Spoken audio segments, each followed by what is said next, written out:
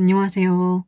오늘은 카카오톡 이모티콘 실패, 실패 브이로그? 실패 후기? 이런 건데 제가 관련 수업을 어디서 운 좋게 들었어서 이렇게 두 개를 제출했는데 둘 다 떨어졌어요. 근데 저는 둘 다 아주 그 내 새끼들이기 때문에 이렇게 죽으면은 너무 슬프기 때문에 이렇게 뭐라 해야 되지? 기록 방송 기록 영상을 남기려고 지금 찍고 있습니다. 이거를 어떤 내용이었냐면 철학자들의 사상을 바탕으로 제가 일상 대화에 사용할 만한 멘트를 만든 거예요. 그러니까 '이 철학자가 이런 말을 할 것이다.' 이것보다는 그냥 약간 제가 밈처럼 만든 거예요. 그 사람이 자주 쓰는 단어나 그런 것들을 가지고요. 그래서 하나씩 보여드릴게요. 이렇게 있는데 알아보시겠나요? 알아보는 얼굴도 있고 못 알아보는 얼굴도 있는 게 아마 보통일 거예요. 저도 이거 만들면서 처음 얼굴 본 철학자도 있었어요. 얼굴은 원래 공부할 때 안 보니까. 이렇게 총 32 개를 만들었고 대표 이미지는 당연히 아모르 파티입니다. 신나게. 그래서 이렇게 만들었고 채팅 화면을 미리 보면 이렇게 되죠. 저는 이거 깔끔한 것 같은데 왜 떨어졌을까요? 사람들이 안 쓰려나? 안 쓸지도? 이렇게 나오게 됩니다.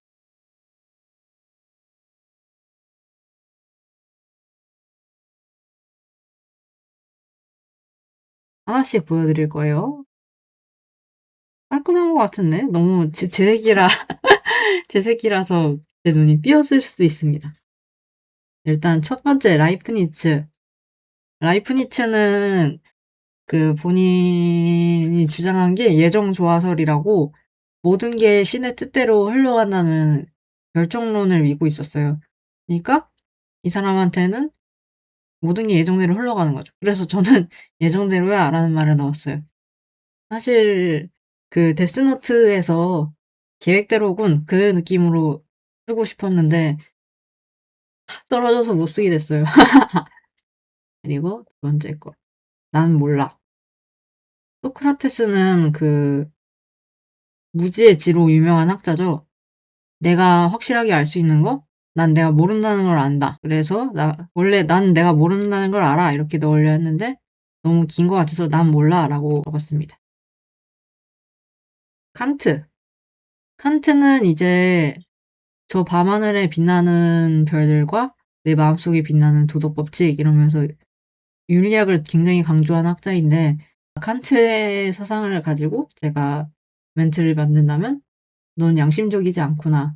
혹은 "양심적인 사람이다." 이런 식의 칭찬을 넣을 수 있었을 것 같아요.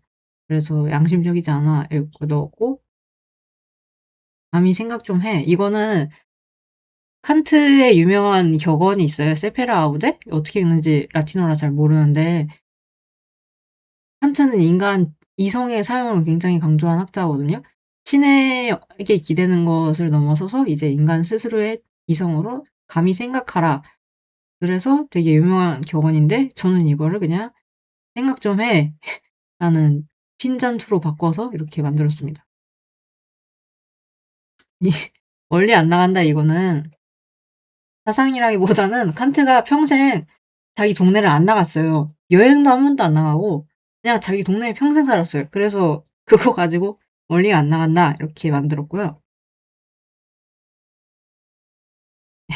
이거는 그 오은영 선생님의 "다 울었니? 그럼 할 일을 하자." 해서 포즈를 따와 가지고 제가 칸트 얼굴하고 같이 해서 만든 건데 칸트는 본인의 윤리학에서 의무를 굉장히 중시했거든요. 이런 식으로 얘기를 했던 것 같은데 그래서 저는 그걸 "의무를 다했니?" 이걸로 바꿨어요. 그래서 칸트의 윤리학을 의무론이라고 합니다. 이건 누굴까요? 데카르트입니다. 데카르트는 몸이 약하고 그래서 하루 종일 침대에서 사색하는 걸로 유명한 철학자예요. "깁생중." 이런 멘트를 넣었고요. 다음 건 데카르트의 의심스러워. 데카르트의 철학은 방법적 회의라고 불리는데 이 사람은 의심할 수 있는 모든 걸 다 의심하는 걸로 자기 철학을 시작해요. 만약에 내가 지금 보이는 저것이 꿈꾸는 거라면 어떡하지? 만약에 수학 법칙이 내가 맞다고 믿는 수학 법칙이 틀린 거라면 어떡하지? 악마가 날 속여서 내가 그 수학 법칙을 믿게 만든 거라면 어떡하지? 그니까 데카르트는 이런 식으로 다 모든 걸 부정하는 거에서, 부정이라기보다는 회의하는 거에서 자기 철학을 출발시키는데, 그래서 나온 데카르트의 유명한 말이 "나는 생각한다. 고로 존재한다."죠. 왜냐하면 아무리 악마가 날 속이고 있든 간에, 아무리 꿈을 꾸고 있든 간에 내가 그 생각을 한다는 건 내가 존재한다는 거니까 그거는 부정할 수 없는 사실이라는 거죠. 그래서 데카르트의 이 사상을 차용해서 의심스러워 그냥 이렇게 만들었습니다. 위트겐슈타인인데요. 이 사람은 제가 말조심을 넣었습니다. 왜냐? 위트겐슈타인은 "우리가 말할 수 없는 것에 대해선 침묵해야 한다."라고 말을 했는데, 우리가 결코 답을 내릴 수 없는 신에 대한 문제, 이런 것들에 대해서 우리가 아무리 논의를 해 봤자 답이 안 나온다. 그니까 "우리는 그런 것들에 대해 논해서는 안 된다."라고 한 거죠. 제가 위트겐슈타인의 공부를 거의 한 적이 없습니다. 그래서 틀릴 수도 있는데, 아무튼 그래서 위트겐슈타인은 말할 수 없는 것에 대해 침묵해야 하므로 저는 말조심 이렇게 넣었습니다. 같은 맥락에서 "집생 멈춰."라는 말을 넣었습니다. 이 사람은 전 이번에 얼굴을 처음 봤는데 홉스입니다. 그 리바이어던의 작가인데, 이 사람은 만인에 대한 만인의 투쟁이라고 했죠. 인간은 자연 상태에 놓이면 서로를 공격하고 서로에게 이익이 되는 방향으로만 나아갈 거라고 그렇게 주장을 했는데, 그래서 이 사람은 "사람은 누구에게나 늑대이다." 뭐 이런 식의 말을 했는데, 그래서 제가 늑대 같은 인간들이라는 단어를 넣었고요. 네, 이거는 만인은 만인의 만인에 대한 투쟁. 인간이 자연 상태에 있게 된다면 인간들은 만인에 대한 투쟁을 할 것이다 라는 거에서 따왔습니다. 이거는, 이 사람은 흉인데요. 이건 좀 어거지인데, 흉은 인간을 감각의 다발로 봤어요. 이게 무슨 뜻이냐면 인간이 연속되는 어떤 주체라고 볼 근거가 없다는 거예요. 인간은 그때그때 느끼는 감각들을 경험하는 총집체일 뿐이고, "인간은 감각의 다발이다."라고 했는데, 이거를, 이 멘트가 가장 유명해서 이걸 활용을 하려다가 "너 좀 감각 있는 다발인데?" 이렇게, "너 감다살인데?" 이런 식으로 제가 써 보고 싶어서 이렇게 썼습니다. 이거는 아모르 파티입니다. 유명한 니체의, 이건 사실 사상이라기보다는 그 노래가 워낙 유명하니까 넣어 봤고요.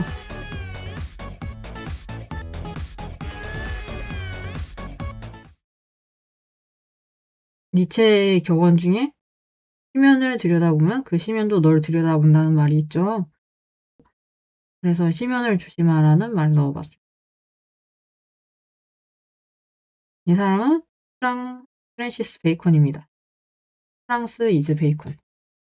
이 사람은 인간의 자연에 대한 지배를 옹호했습니다. 인간들이 과학기술을 발전시키고 연구하면서 지식을 습득하고 그러한 지식들이 인간에게 힘이 된다. 그래서 "아는 게 힘이다." 이렇게 말을 했죠.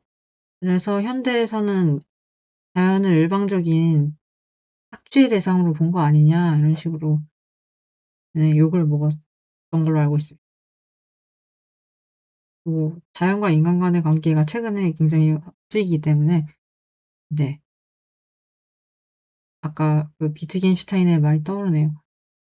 "말할 수 없는 것에 대해서는 침묵하라." 그러니까 제가 지금 말할 수 없는 것에 대해 말하고 있는 것 같습니다. 공부를 너무 오랫동안 안 했어요. 이 사람은 유명하죠. 철학을 공부하지 않았더라도. 지그문트 프로이트, 정신분석학의 창시자. 지그문트 프로이트의 그 정신분석학적 치료에 따르면 이제 내가 어릴 때 어머니와 맺었던 관계, 아버지와 맺었던 관계 이런 식으로 해서 어머니와의 관계의 변화, 아버지와의 관계의 변화를 통해 내 자아가 발달해 나가는 과정을 설명을 하는데, 그래서 유년기에 많은 것들이 결정된다고 보고 있고, 그래서 제가 이 말을 만들었습니다.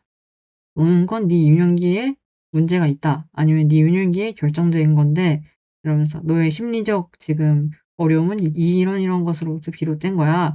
딱 이렇게 해석을 할 수 있는 것 같아서 이 멘트를 만들었는데, 정신분석학 전공하신 분이 있으면 이게 아닐 수도 있지만 아무튼 이 밈을 만들었습니다.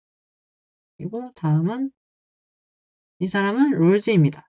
롤즈는 공평에 되게 관심을 많이 기울였는데, 우리가 지금 "공평하게 살려면 어떻게 해야 되냐?" 했을 때 이 사람은 "우리 모두가 무지의 베일을 쓰고 앞이 안 보이는 채로 사회의 규칙을 결정해야 된다." 그러면 그니까 우리가 어떤 입장인지 어떤 성별인지 어떤 종교인지 이런 거 다 그걸 모르는 채로 진짜 무지인 상태에서 결정을 하면은 그 사회에서 살게 될 가장 약자의 입장에서 고를 수밖에 없다는 거예요. 그니까 "무지의 베일을 쓰면 공평하게 될 수 있다." 이렇게 얘기를 하는데, 그래서 공평하게 하자는 얘기를 넣었습니다.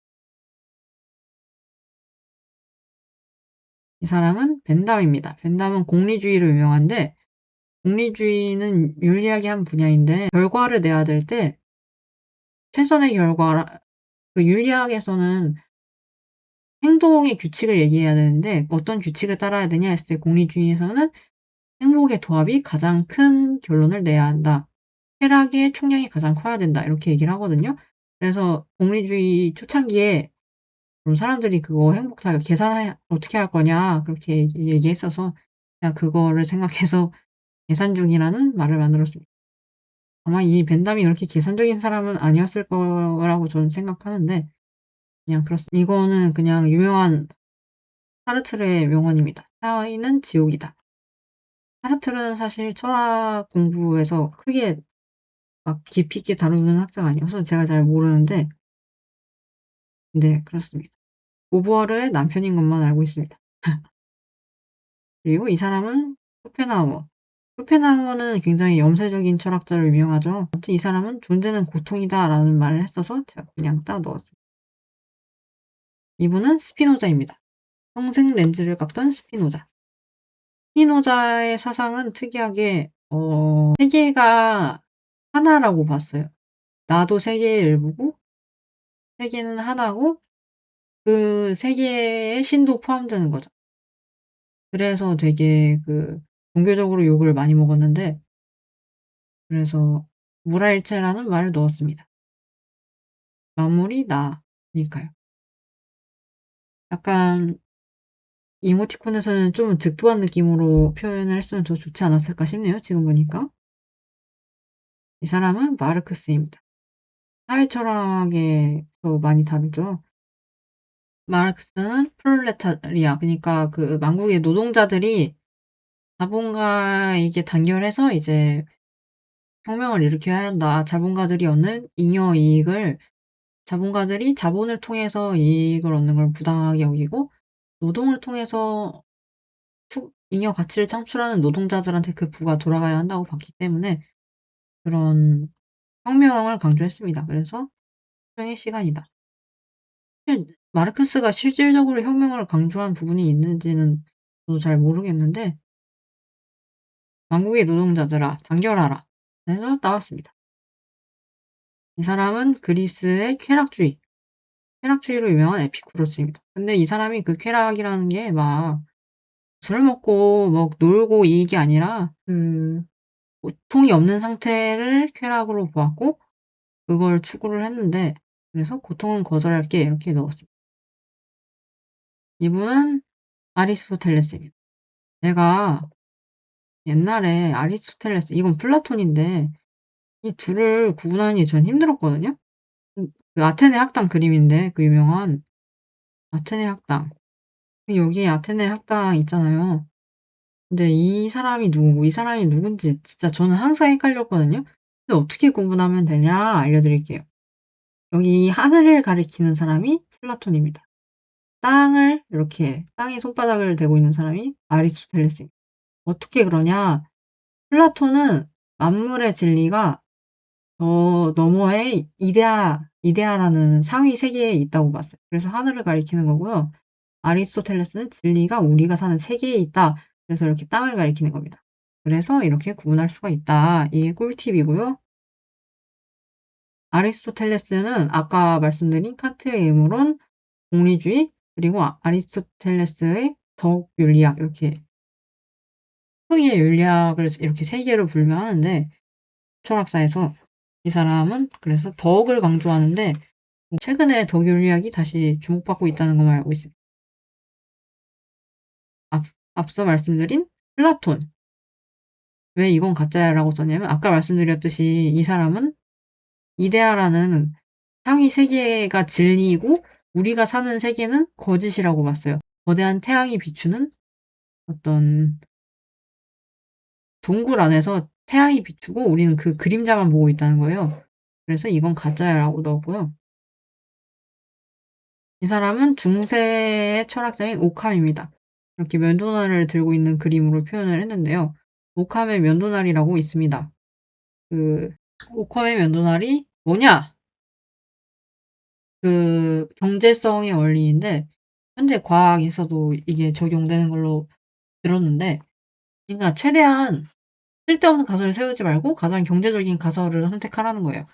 필요 없는 가설들을 제외하고 가장 효율적인 가설들을 가져가라. 그렇습니다. 이 사람은 프로이트와 함께 정신분석학자인데 이 사람은 사상이 아니라 그냥 이름으로 제가 전화를 친 겁니다. 이 사람 이름이 이건데 이거를 융이라고 읽거든요. 그래서 포에버 융. 이건 그냥 제가 만든 밈은 아니고 원래 있던 밈입니다. 그래서 포에버 영 이렇게 동음이어 농담인 것 같아요. 이 사람은 키에르케고르입니다. 이 사람의 철학은 제가 진짜 모르고 이 사람이 실존적 불안에 대해 많이 다룬 걸로 알고 있는데 그래서 불안하다 이렇게 넣었습니다. 이 사람이 아마 오늘 말씀드린 사람 중에 제일 안 유명한 학자인데 파스칼입니다. 이 얘기는 뭐냐면 이 사람이 "신을 왜 믿냐? 신을 믿어." 했을 때 이 사람이 뭐라고 대답을 하냐면 "신이 만약에 있든 없든 가정을 해 보자. 신이 만약에 있어. 근데 신을 믿었어. 그러면 천국에 간다." 그럼 이 얘기죠. 근데 신이 있는데 신을 안 믿었어. 그럼 지옥에 가겠죠? 근데 만약에 신이 없어. 근데 신을 믿었어. 그러면 아무 일도 안 일어나겠죠? 그니까 원점입니다. 근데 신이 없는데 신을 안 믿었어. 이것도 원점이죠. 그니까 이 네 가지 경우를 생각해 봤을 때 가장 이익이 되는 선택은 '신을 믿는 거다.'라는 거죠. 어차피 잃을 게 없다는 거예요. 이렇게 이걸 뭐라 해야 될까요? 선교? 뭔진 모르겠습니다. 아무튼 이렇게 정당화를 했고요. 이분은 헤겔인데 헤겔은 역사가 점진적인 발전 과정을 거친다고 봤거든요. 역사가 이렇게 뭐라 해야 되지? 우상향한다고 본 거예요. 그니까 역사가 지금은 더 안 좋아지는 것 같아 보이고 그래도 다시 올라간다. 결국은 발전하는 과정이다. 이렇게 좀 낙관적으로 봤죠. 그래서 이런 긍정적인 유머를 이용해서 "발전할 거야."라고 했습니다. 이거를 이제 어떤 후대 학자는 헤겔은 긍정 변증법이라고 비꼬기도 합니다. 이거는 제가 카카오에 내진 않았는데 그냥 유명한 밈입니다. 우리가 만약에 통 속의 뇌이고 이렇게 뭔가 우리가 지금 감각하는 것들이 다 허구라면 어떡하지? 이런 유명한 가설이 있는데 그걸 갖다가 제가 만들었습니다. 이 밈은 원래 있었어요. "통 속의 뇌가 행복해."라고 말하는 거. 그래서 이런 밈들을 만들었고 왜 떨어졌을까요? 왜 떨어졌을까? 아무튼 너무 안타까워서 제 새끼들을 남겨 봤습니다. 감사합니다.